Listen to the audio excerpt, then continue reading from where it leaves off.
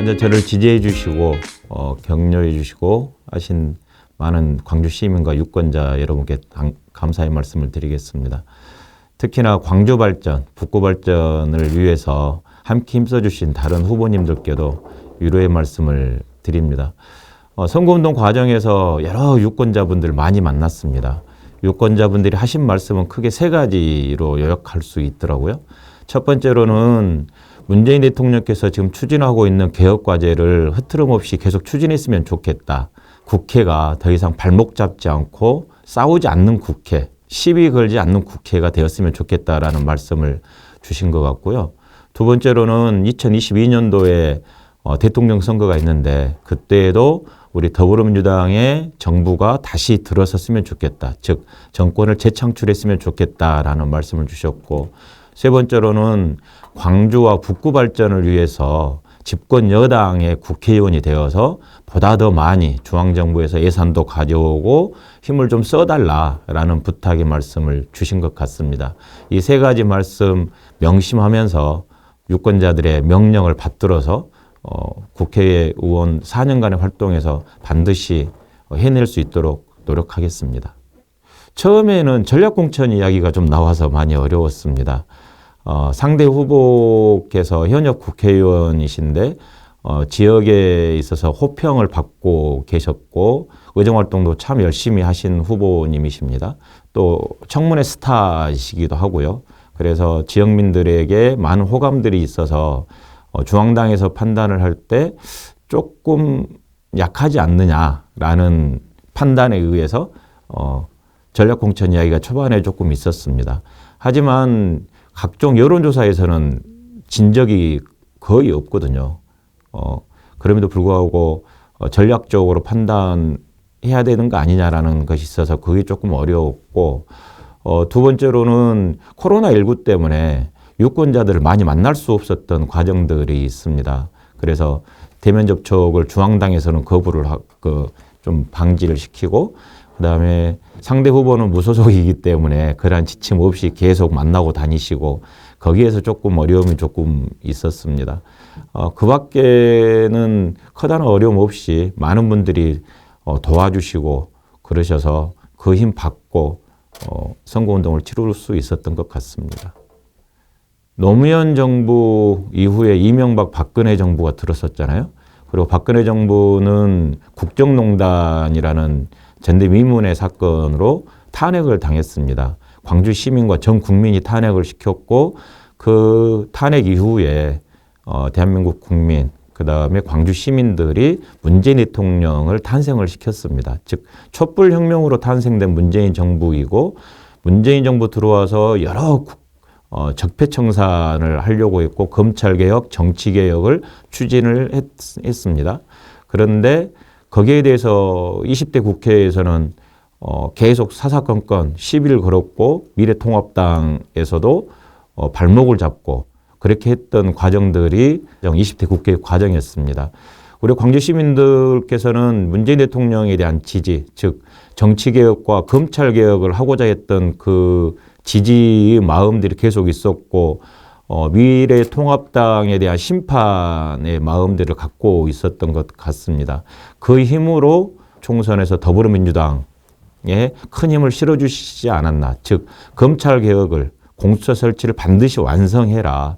그리고 정치개혁 반드시 완성해라. 21대 국회는 일하는 국회 만들어라.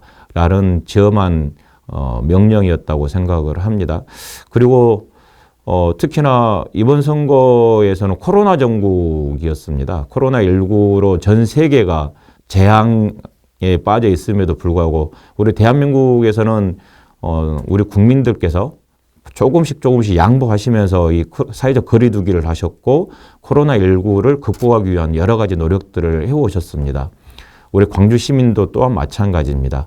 거기에 더더욱 우리 문재인 대통령께서 철저한 예방정책을 펴므로 인해서 전 세계의 모범이 되는 국가로 우뚝 섰다고 생각을 합니다.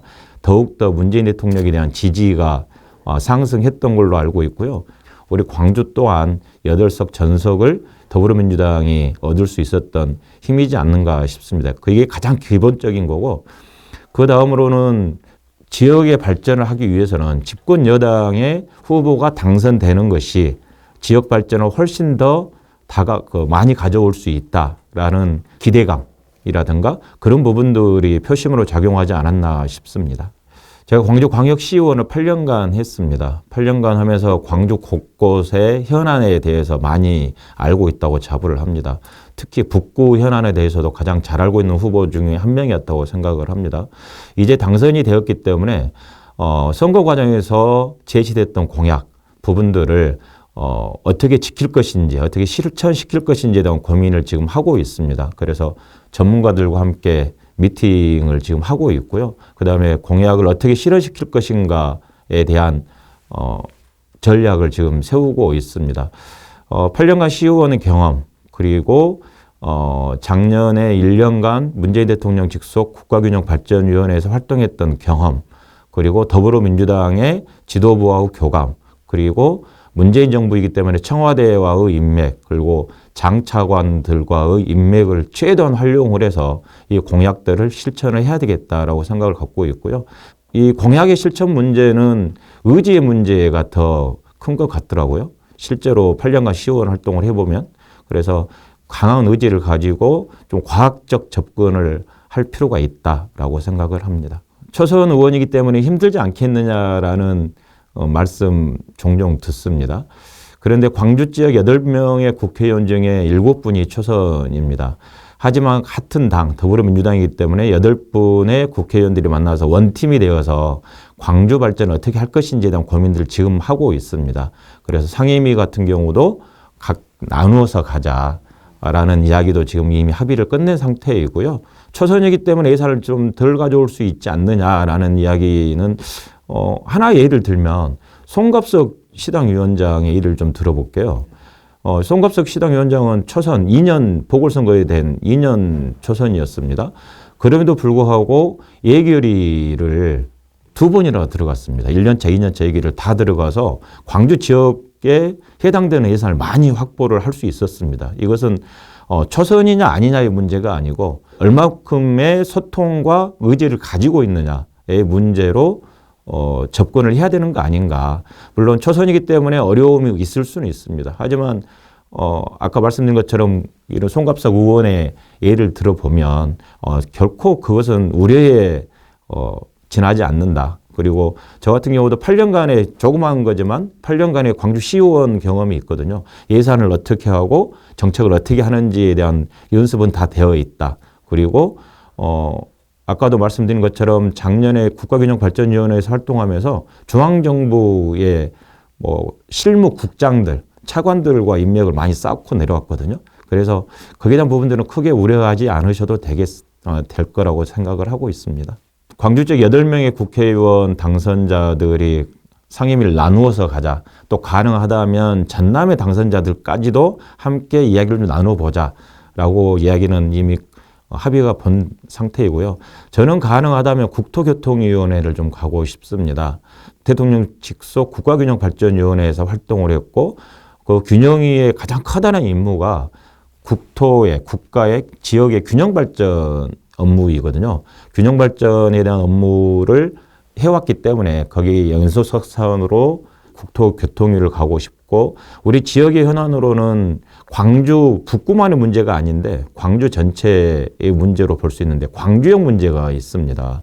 광주역이 KTX가 진입하지 않는 것이 2015년도부터 진입하지 않아서 명맥만 유지하고 있는 상황이거든요. 그러면 광주역을 지금 이대로 계속 둘 수는 없습니다.